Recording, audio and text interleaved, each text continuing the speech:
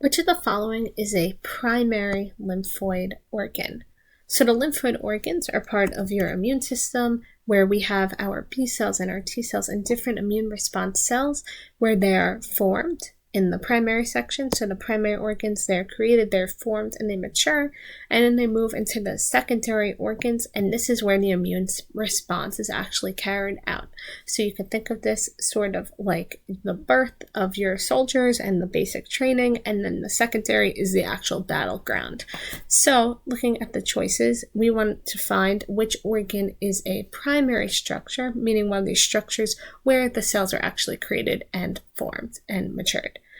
So option A is spleen, and we could see that spleen is a secondary lymphoid organ. So this is one of the areas where immune response would be carried out.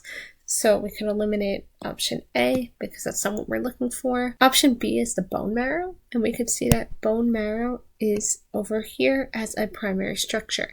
And the bone marrow is where these cells are first formed, where the formation of the cells happen. And this is why sometimes when someone's very sick and very immunocompromised, such as if they have a leukemia type of cancer, they'll need a bone marrow transplant so they can properly form these cells and have their immunity. So option B is looking like the correct choice. Option C is listed as Peyer's patches and it's on the secondary side of this chart over here.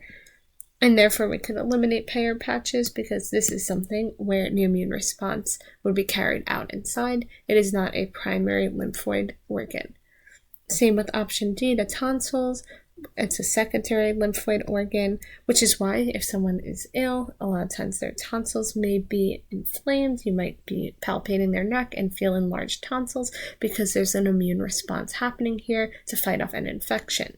And that would be considered a secondary lymphoid organ. So therefore we could eliminate option D. And then option B, the bone marrow, would be our correct choice.